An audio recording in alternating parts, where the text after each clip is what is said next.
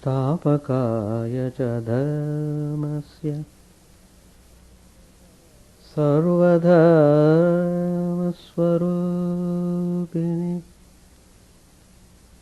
स्थापकाय च धर्मस्य सर्वधर्मस्वरूपिणे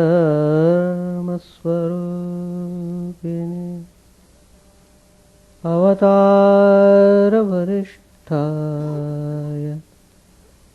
रामकृष्णाय ते नमः। असतो मा सद्गमय तमसो मा ज्योतिर्गमय मृत्योर्मामृतं गमय। ॐ शान्ति शान्ति शान्ति। Let us offer our salutations to Sri Ramakrishna, the embodiment of all religions, the Supreme God Incarnate. Let us pray to Him to lead us from the unreal to the real, to lead us from the darkness of ignorance to the light of knowledge, to lead us from death to immortality. We have been studying Gospel of Sri Ramakrishna. Today's topic I have chosen the mirror analogy.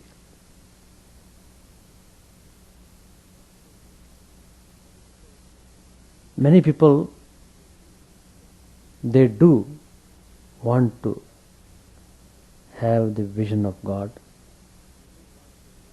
They do want to realize the goal of human life.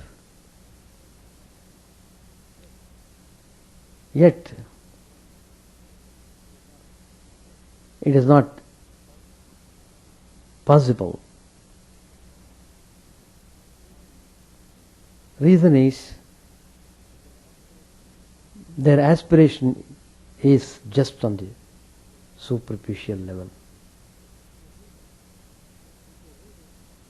If they really aspire for the realization of the truth, then definitely they should be in the forefront to follow spiritual life. Sri Ramakrishna has very clearly stated in the Gospel. Let me tell you one thing. These are Sri Ramakrishna's words. God can be seen. The Vedas say that God is beyond mind and speech. Yato vacho nivartante, Upanishad says. The meaning of this is that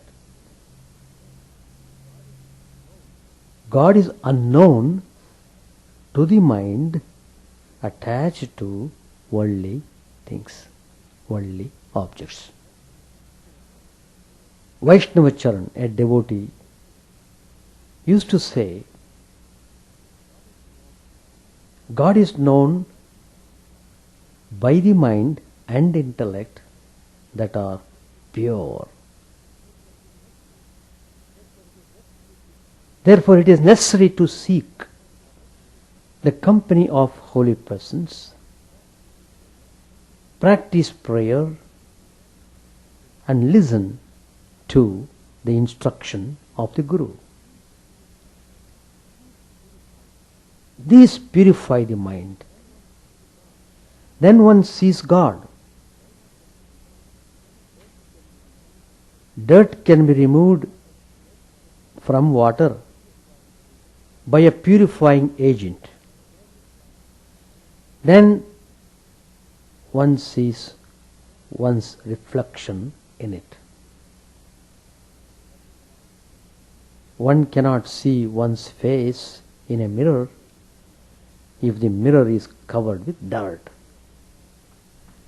So Sri Ramakrishna is giving a very nice analogy of the mirror. It has great significance. These are all words of Sri Ramakrishna. Again Sri Ramakrishna says, after the purification of the heart, one obtains divine love. Then one sees God through His grace.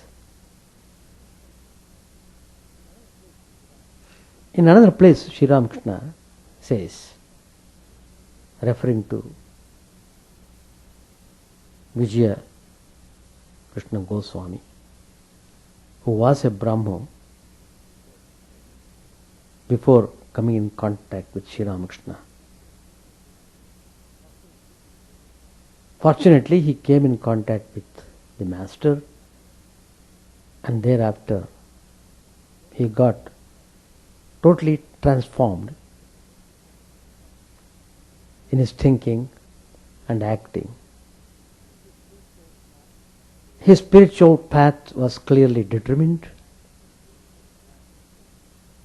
and tremendous faith he developed in Sri Ramakrishna, and he did realize the truth in his very life. Referring to him, Sri Ramakrishna says, Vijay is really guileless, which is very special quality required to see God. To see God, we must be guileless. One cannot realize God without being guileless and liberal minded. Very important.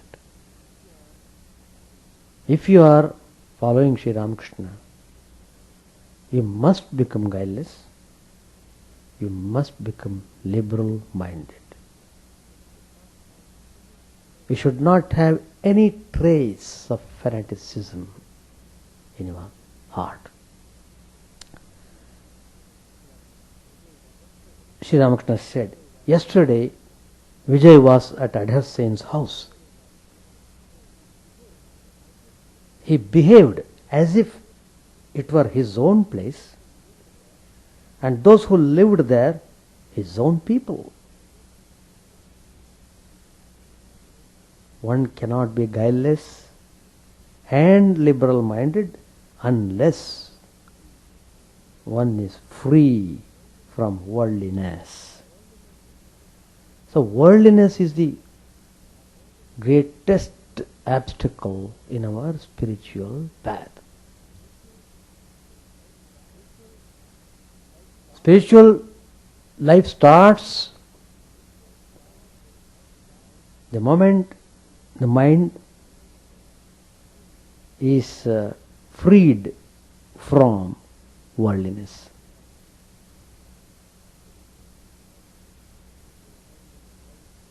You will attain that priceless treasure when your mind is free from stain.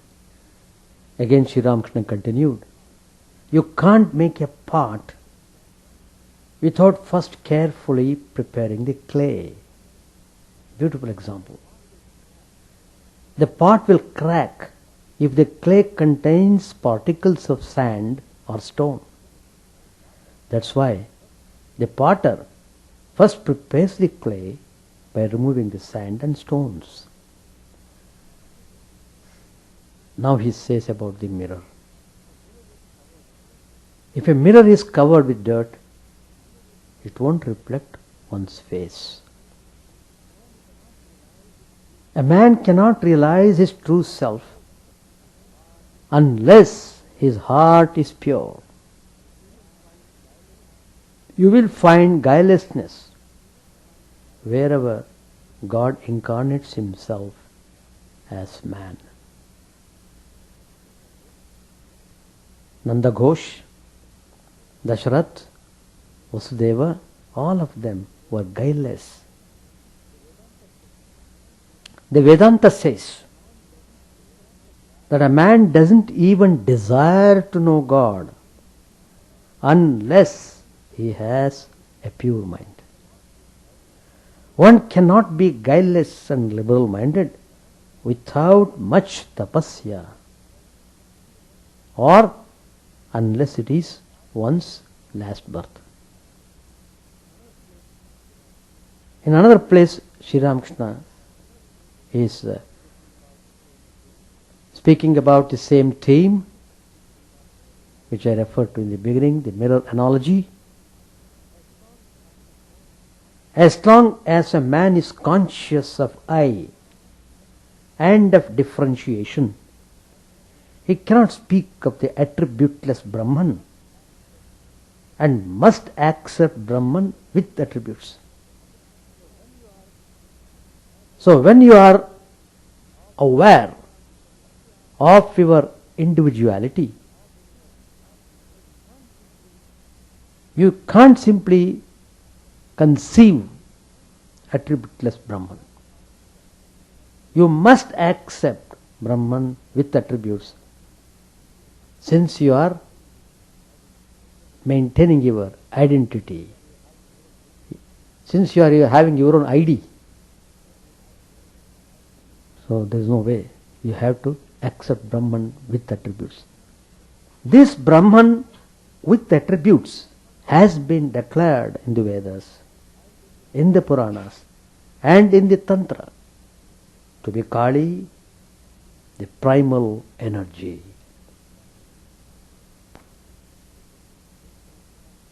Vijaya Krishna Goswami asked a question, how, sir, can one have the vision of the primal energy and attain Brahmagyan, the true knowledge of attributeless Brahman? Then Sri Ramakrishna replied him, well,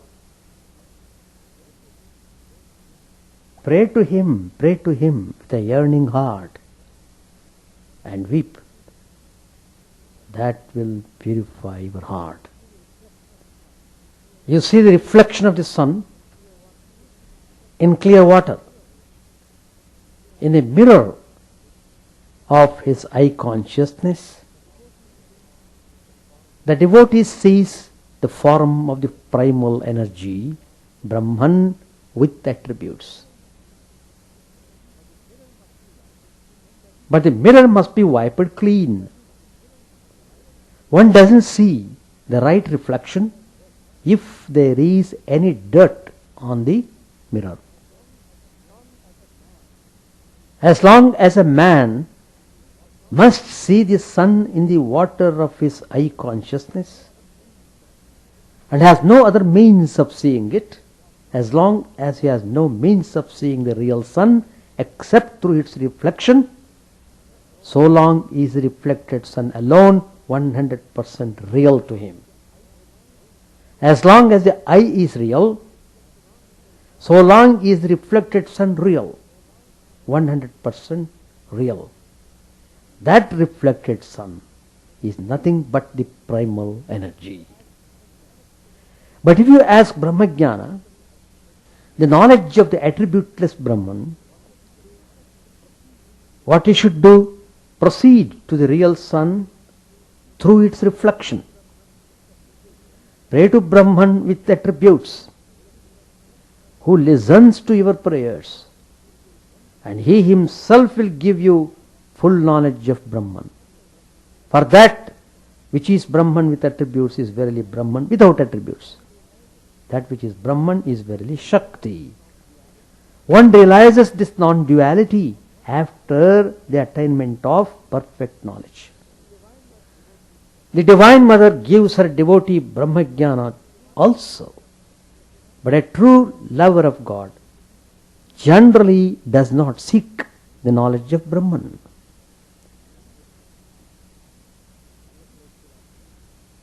In another place, Sri Ramakrishna says, man experiences three states of consciousness. waking state, dream state, and deep sleep state. Those who follow the path of knowledge explain away the three states. According to them, Brahman is beyond the three states. It is also beyond the gross, the subtle, and the causal bodies, and beyond the three gunas, sattva, rajas, and tamas. All these are maya, like a reflection in a mirror. The reflection is by no means the real substance. Brahman alone is the substance, and all else is illusory. The knowers of Brahman say further that it is the identification of the soul with the body that creates the notion of duality. In that state of identification, the reflection appears real. When this identification disappears, the person realizes, I am he, I am Brahman. Soham asmi. Aham Brahmasmi. He realizes that. The mirror as a symbol of clarity, inner transparency, comes up often as a theme in several spiritual traditions. The mirror receives light from outside, which it projects without retaining it, and is therefore a model of non-attachment. Very nice. The outside world makes an impact on our mind. Men and things which fall on the screen of our mind are transformed into images. These images or impressions are used by us in dealing with persons and things. But there must be light, for if there is no light before the screen, how can the images fall on the screen? Next point. This light is the unfailing consciousness in us, thanks to which we gather impressions and knowledge of men and things. When this light is dim, the impressions we gather are either dim or not correct. We often say, my impression is the last impression. This happens when the light of consciousness is not bedimmed. To indicate this inner clarity, the transparency we are capable of, mystics and mystical traditions have used the symbol of the mirror, the inner mirror all of us possess. Witness, for instance, Sri Chaitanya Mahaprabhu's verse, Cheto Darpanamarjana. He has composed famous Shikshashtaka. There you find this analogy of the mirror used. Cleansing the mind mirror every day. Spiritual practice means cleansing the mind. Every one of us has his inner mirror. All spiritual discipline is intended to restore our inner mirror's pristine transparency. A common advice given to spiritual aspirants is, when you meditate, sit still. Let not waves rise on the mind surface. When thoughts rise on the mind surface, what will happen? The mind mirror is shaken. In the same way, as we get only bits of the sun's image if we shake the mirror held against the sun, so also the divine presence in us is broken to bits if we shake the inner mirror, that is the mind. The sovereign method of restoring transparency to the mind mirror is to cultivate the conviction that it forms part of the cosmic mirror in which the divine reflects himself. The words of Lord Narayan to Narad are quite in point. He says, This comes in Mahabharata, Shanti Parva. Maya Hesha Maya Srishta Yanmam Pashyasi Narada. I have created this world in order that you may see me reflected in it. By means of the symbol of the cosmic mirror, the spiritual traditions invite us to enlarge our inner world by widening the scope of our vision and our faculty of transparency. The thought process involved in the transfer from the personal mirror to the cosmic mirror is not just a simple intellectual step. It necessitates an emotional elevation, that of bhakti. The majesty of creation evokes the majesty of its author, and there follows the spontaneous desire to confide in him with complete abandon. Certainly, the mountains and the rivers reflect the majesty of the Lord. Many times when we see the scenic beauty of the nature, we get joy. You forget yourself.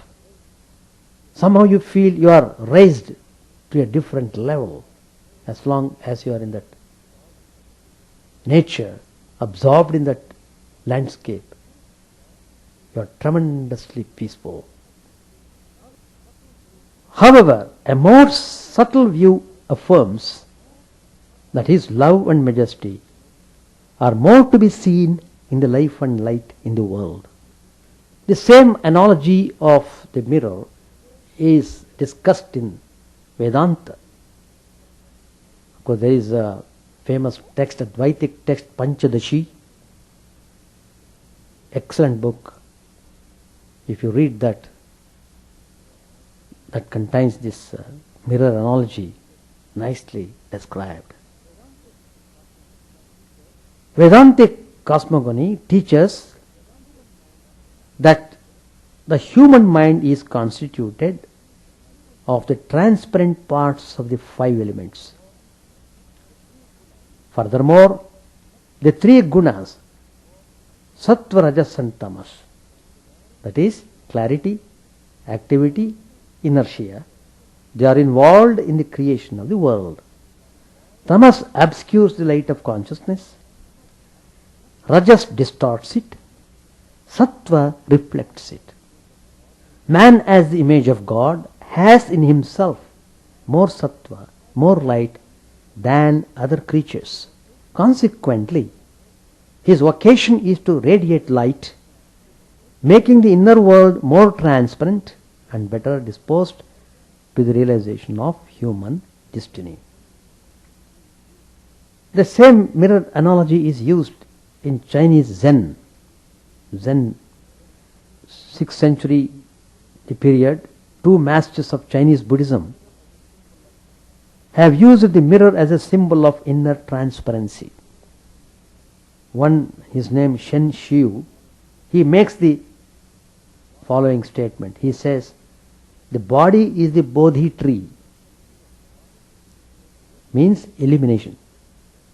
Our mind is like a mirror. Make sure that it is polished, that no dust gathers upon it. His monastic brother, Hui Neng, who came to be venerated later on as the sixth patriarch of Zen, he says, the Bodhi tree doesn't exist, nor the inner, nor the mirror. Since all is void, upon what can the dust fall?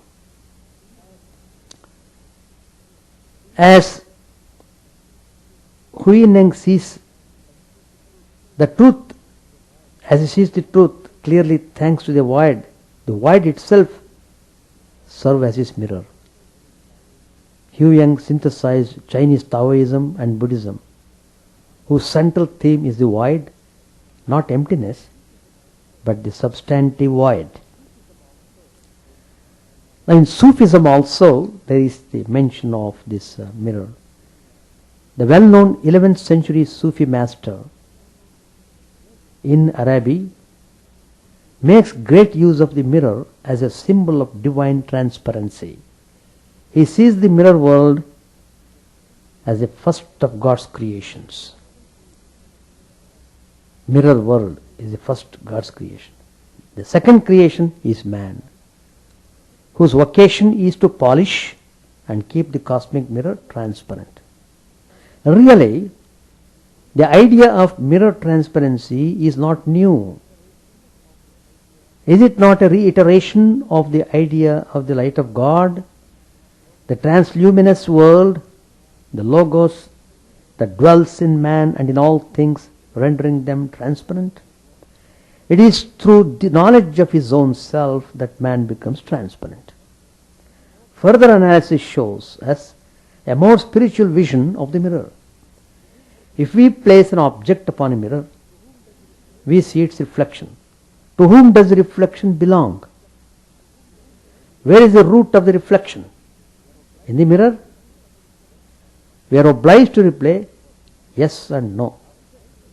Both. The object is in the mirror for the moment, but it does not belong to the mirror. We can't affirm a cause and effect relation between the mirror and the reflection. The mirror has yet another meaning. It projects a strong light received by it. With the help of the mirror, we are able to play with this light at will. God does the same with his light and the cosmic mirror. God plays with his own light. Vedanta calls this game Leela, Kshetra, sport. God hides behind his own light, provoking man's curiosity. The Lord plays hide and seek with man. Above all, the mirror gives us a lesson in non-attachment. It reflects the image of an object without possessing it. Union of subject and object takes place, but it is union without motive. If our mind mirror is capable of being attentive to reflections without relating the objects, the question then follows, why does it retain the anxiety and sorrows? This question must deal with the constitution of the mind. As long as the mind remains the instrument of the ego, it cannot exist without being in a state of possessiveness. It cannot act without motive. By its very nature, possessive, it is condemned to be taken over by worry and sorrow. The ego, being by nature opaque, causes the inner mirror to be less transparent and sometimes opaque. The remedy is simply to become aware that one's mirror is identical with the divine cosmic mirror, which is always transparent.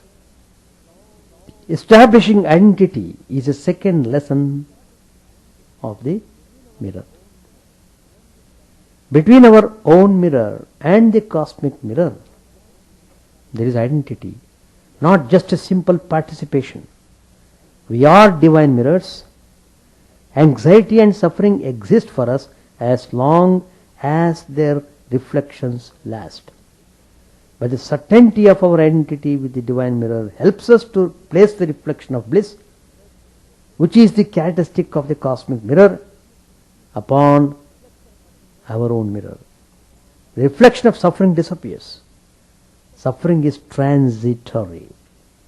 All reflections are transitory.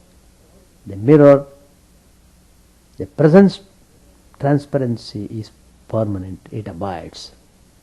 So how nicely Sri Ramakrishna has explained sublime spiritual truths through this mirror analogy, and how all the spiritual traditions have explained this from their angles.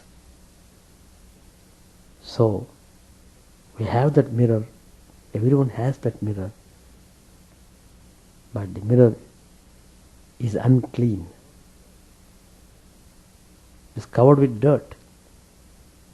It's occupied by impurities. It is tainted by worldliness. So, even though the divine light is there, always projecting on the mirror, still we are unable to see because the mirror has been made opaque on account of the dirt covering the mirror. So, spiritual life means purification of the heart. Purification of the heart means achieving grace of God. That means you realize God. Page 816. Nanda Bose and his brother Pashupati saluted Sri Ramakrishna. The devotees of the Master also arrived. Girish's brother Atul came, and Prasanna's father, who was a frequent visitor at Nanda's house, was there. Prasanna was a devotee of the Master. The Master looked at the pictures. M and a few other devotees stood around him. Pashupati was explaining the pictures to them. The first picture was of Vishnu with 4 arms. At the very sight of it, Sri Ramakrishna was overwhelmed with ecstasy. He sat down on the floor and remained a few minutes in that spiritual mood. In the second picture, Rama was blessing Hanuman with his hand on the devotee's head. Hanuman's gaze was fixed on Rama's lotus feet. The Master looked at the picture a long time and exclaimed with great fervor, "Ami, Ami." The third picture was of Krishna standing with flute to his lips under the Kadamba tree. The fourth was of Vamana, the dwarf, who was an incarnation of Vishnu. The Master looked intently at this picture. Next the Master looked at a picture of Nrasimha, and then at one of Krishna with a herd of cows. Krishna was tending the cows with his cowherd friends on the bank of Jamuna at Vrindavan. Yam said, "A lovely picture." Sri Ramakrishna then saw pictures of Dhumavati, Shodashi, Bhuneshwari, Tara and Kali. He said, all these portray the terrible aspects of the Divine Mother. If one keeps these pictures, one should worship them. But you must be lucky to be able to hang them like that on the wall. At the sight of Annapurna's picture, Sri Ramakrishna exclaimed with great fervor, "Grand, grand." The next picture was one of Radhika as monarch. She was seated on a throne in the Nikunja grove, surrounded by her women attendants. Sri Krishna guarded the entrance of the grove as her officer. Next was Sri Krishna's picture. Then came a picture of Saraswati, the goddess of learning and music. It was in a glass case. She was in ecstatic mood, playing melodies on the veena. After seeing the pictures, Sri Ramakrishna went to the master of the house and said, "I am very happy today. It is grand. You are a real Hindu. You have these pictures instead of English ones. I am surprised." Nanda Bose was seated. He said to the master, "Please take a seat. Why are you standing?" Sri Ramakrishna sat down. He said, "These are very large pictures. You are a real Hindu." Nanda said, "I have a European pictures also." Master said smilingly, "They are not like these. I am sure you don't pay much attention to them." A picture of Keshav's Navavidhana hung on the wall. Suresh Mitra, a beloved household disciple of the Master, had it painted. In this picture, Sri Ramakrishna was pointing out to Keshav that people of different religions proceed to the same goal by different paths. Master said, "That was painted for Surendra." Prasanna's father, smiling, "You two are in that picture." Master said smilingly, "Yes, It contains everything. This is the ideal of modern times. As he spoke, Sri Ramakrishna manifested great spiritual fervor. He was in an ecstatic mood, talking to the Divine Mother. A few minutes later, he said, like a drunkard, I am not unconscious. Looking at the house, he said, it is a huge mansion, but what does it consist of? Bricks, timber and clay. A little later he said, I am very happy to see these pictures of gods and goddesses. He added, it is not good to keep pictures of the terrible aspects of the Divine Mother. If one does, one should worship them. Pashupati said smilingly, well, things will go on as long as she keeps them going. Master said, that's true, but one should think of God. It is not good to forget Him. Nanda said, but how little we think of God. Master said, one thinks of God through His grace. Nanda said, but how can we obtain God's grace? Has He really the power to bestow grace? Master said smilingly, I see, you think as the intellectuals do. One reaps the result of one's actions. Give up these ideas. The effect of karma wears away if one takes refuge in God. I pray to the Divine Mother with flowers in my hand. Here, Mother, take thy sin here. Take thy virtue. I don't want either of these. Give me only real bhakti. Here, Mother, take thy good here. Take thy bad. I don't want any of thy good or bad. Give me only real bhakti. Here, Mother, take thy dharma. Here, take thy adharma. I don't want any of thy dharma or adharma. Give me only real bhakti. Here, Mother, take thy knowledge. Here, take thy ignorance. I don't want any of thy knowledge or ignorance. Give me only real bhakti. Here, Mother, take thy purity. Here, take thy impurity. Give me only real bhakti. Nanda said, can God violate law? Master said, what do you mean? He is the Lord of all. He can do everything. He who has made the law can also change it. But you may very well talk that way. Perhaps you want to enjoy the world, and that's why you talk that way. There is a view that a man's inner spirit is not awakened unless he is through with enjoyment. But what is there to enjoy? The pleasures of lust and gold. This moment they exist and the next moment they disappear. It's all momentary. And what's there in lust and gold? It is like the log plum, all stone and skin. If one eats it, one suffers from colic. Or like a sweetmeat, once you swallow it, it is gone. We shall stop here. Any questions? Or welcome. No question, no answer. Chant the name of the Lord and His glory unceasingly, that mirror of the heart may be wiped clean and quench that mighty forest fire, worldly lust raging furiously within. Our name streamed down in moonlight on the lotus heart, opening its cup to knowledge of thyself, O self, drowned deep in the waves of His bliss, tasting His nectar at every step, bathing in His name that bath for weary souls. Various are thy names, O Lord. In each and every name thy power resides. No times are set, no rites are needful for chanting of thy name. So vast is thy mercy, how huge then is my wretchedness, who find in this empty life and heart no devotion to thy name. O my mind, be humbler than a blade of grass. Be patient and forbearing like a tree. Take no honor to thyself, give honor to all.